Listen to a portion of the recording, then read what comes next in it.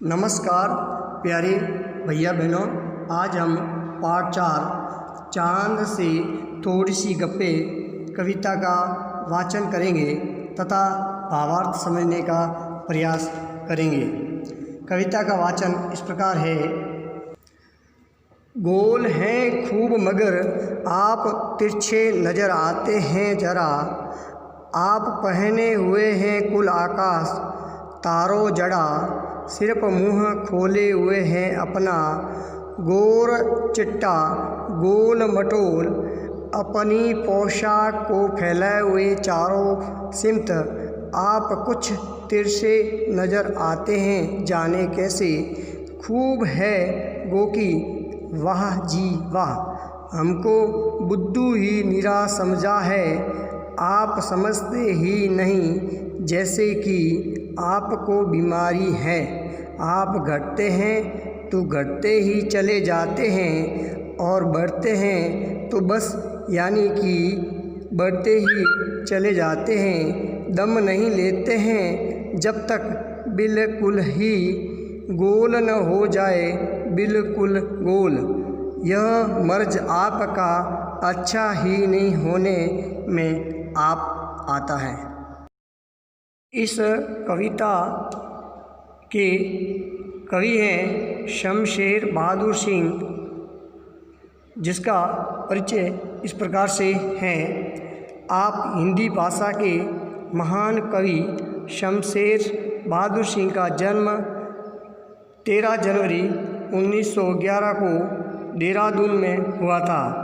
आपकी प्रमुख रचनाएं, इसमें कविताओं में अमन का राग, एक पीली शाम, एक नीला दरिया बरस रही प्रमुख है। आप पुरस्कार से भी सम्मानित है। साहित्य अकादमी पुरस्कार, मैथिली शरण गुप्त पुरस्कार, कबीर सम्मान पुरस्कार से सम्मानित है। आपकी मृत्यु 12 मई 1993 को इन्होंने इस दुनिया को अलविदा कह दिया, मगर इनकी महान रचनाएं हमेशा हमारे बीच अमर रहेगी।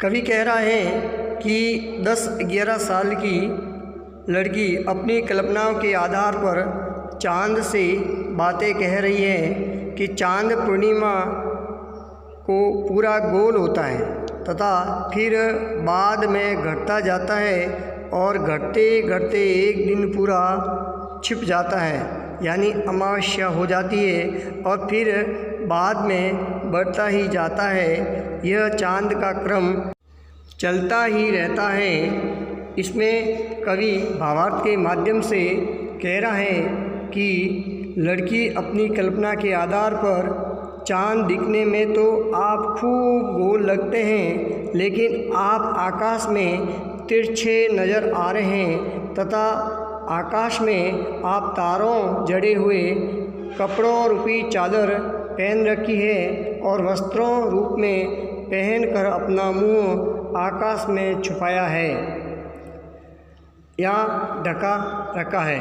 अपना जो गोरा चिट्टा चेहरा बना रखा है तथा अपने कपड़ों की पोशाक में अपने को फैलाए हुए चारों तरफ गोल मटोल दिख रहे हैं और आप तिरछे नज़र आ रहे हैं, आप खूब अच्छे लग रहे हैं। हालांकि हम यह सब जाने कैसे, वहाँ चांद वहाँ आप बहुत अच्छे हैं जी।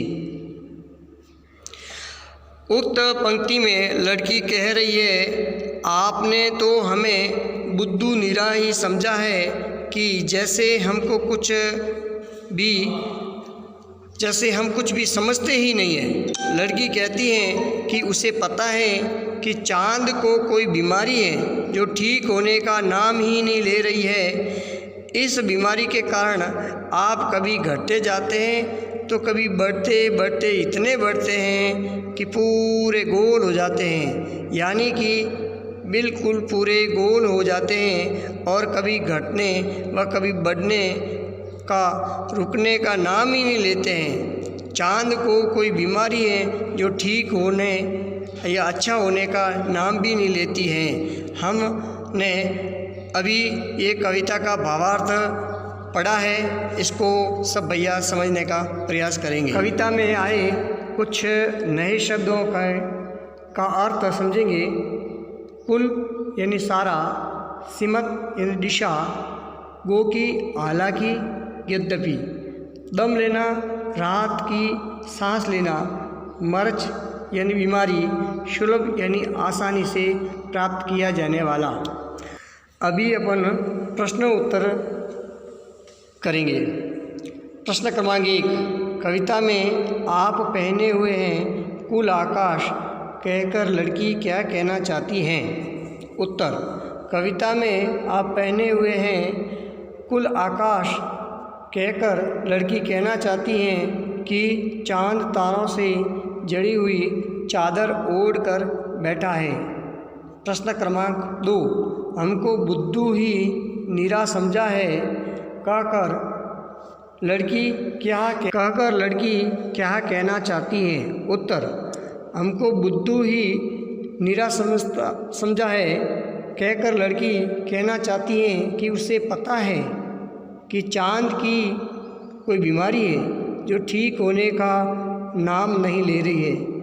इस बीमारी के कारण कभी वे घटते जाते हैं तो कभी बढ़ते इतने बढ़ जाते हैं कि पूरे गोल हो जाते हैं। प्रश्न क्रमांक 3, आशय बताओ, यह मर्ज आपका अच्छा ही नहीं होने में आता है। उत्तर, आशय, कवि प्रस्तुत पंक्ति द्वारा यह कहना चाहते हैं कि उस लड़की को लगता है कि चांद को कोई बीमारी है जो ठीक होने का नाम नहीं ले रही है। इस बीमारी के कारण कभी वे घटते जाते हैं तो कभी बढ़ते इतने बढ़ते हैं कि पूरे गोल हो जाते हैं। इस प्रकार हमने प्रश्नों उत्तरों को समझने का प्रयास किया है। शेष प्रश्नों को आप गृह कार्य के रूप में 4, 5, 6 करेंगे।